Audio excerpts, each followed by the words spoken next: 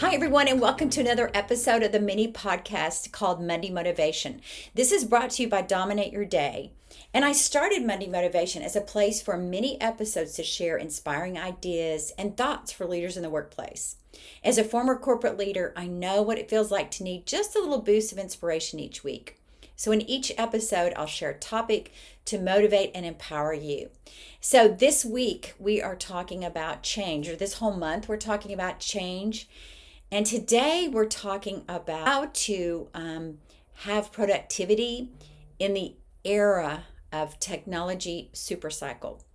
So for those of you who are big fans of it's called South by Southwest, and it's called South by. I'm a big fan, and I love anything planning for the future. And one of the things I think about all the time is how all the technology is going to affect the workplace. And so I adore Amy Webb. She is the CEO of Future Today Institute, and she's a futurist. And she actually shares every year at South by Southwest in Austin. It's held in the spring. And one of the things that you'll see happen if you're in Austin at South by is there's always a long line standing out to get in to see her, because she's bringing all the data from all the trends and what she sees getting ready to happen.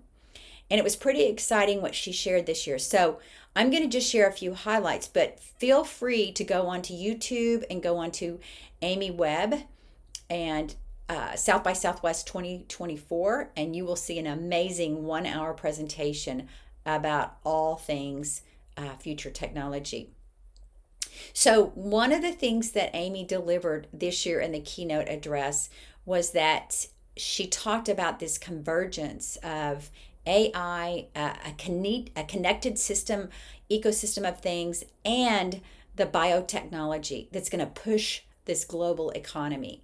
She talked about how she's calling this era a technology supercycle. A super cycle is just a period of prolonged and robust economic growths that lead to a sustained demand for commodities and increased asset value. So AI, biotech, and the connected ecosystem of things are the three things, and they're all converging. But what's interesting is that a couple of years ago, they started converging. Well, now they're all converging. And she said that we are on par with this growth. Think about this. We're on par with what happened with the steam engine, electricity, and the internet, except all of these are coming together right now. And so if you're a leader, how do you take in all this rapid change in technology, rapid change in the workplace?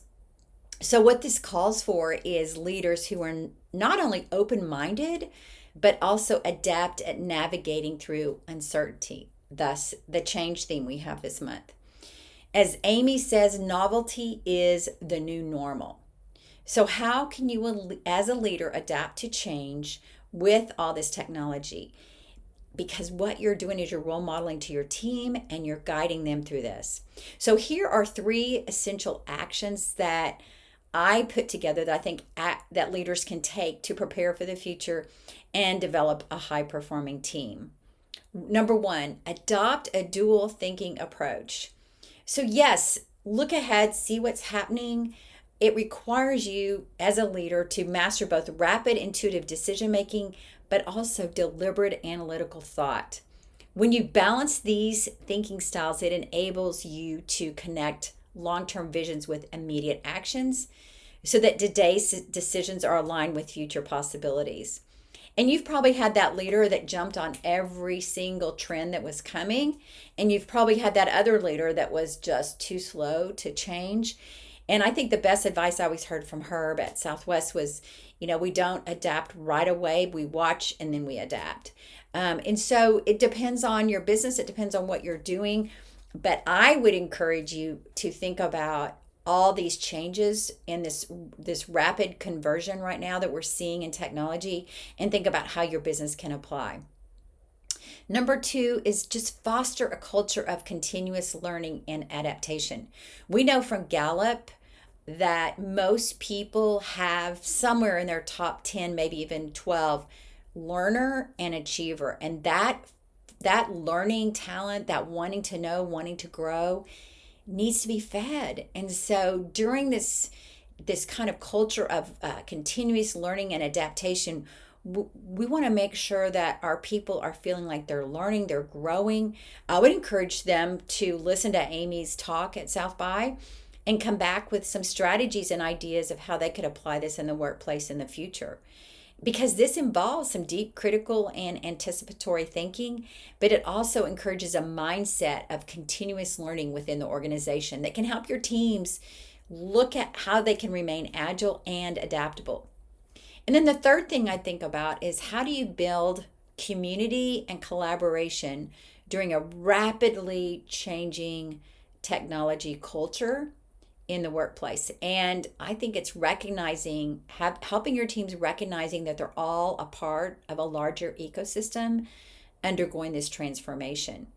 And just encouraging your people with a sense of unity and collaboration. And we talked about collaboration last week, but help them feel a part of that. And then acknowledging that we are all navigating what Amy calls the great transition together. So when we're going through it together, it reinforces the importance of collective action and shared learning and facing long-term challenges. So by focusing on these areas, leaders can then equip themselves and their organizations to not only survive, but thrive in the face of unprecedented changes in these crazy, fast-paced times. So I want you to think about this quote. This was from Amy Webb, and she said, "We have to be calm with uncertainty." So based on research I've read and I've seen, as a leader, if you're stressed and if you're always worried about what's getting ready to come down, your team's going to be stressed. And so how do you be calm in the face of uncertainty, but knowing that you will be a part and you are a part of this great transition? So what's one thing that you can take today that you learned in this mini podcast that you want to take back to your group? I want you to think about that and share that with me. Feel free to DM me or send me an email. I'd love to hear from you. But just quickly before we finish, most listeners don't yet follow the podcast. And every additional follower we get helps us to raise the profile of the podcast and bring you more episodes. So if you can do one thing for us today, then please hit the follow button and get updated whenever we put new content live. But if you can do a second thing for us, could you share this podcast with your friends? Thank you for listening today, and tune in next week where we'll be continuing to talk about change and leadership.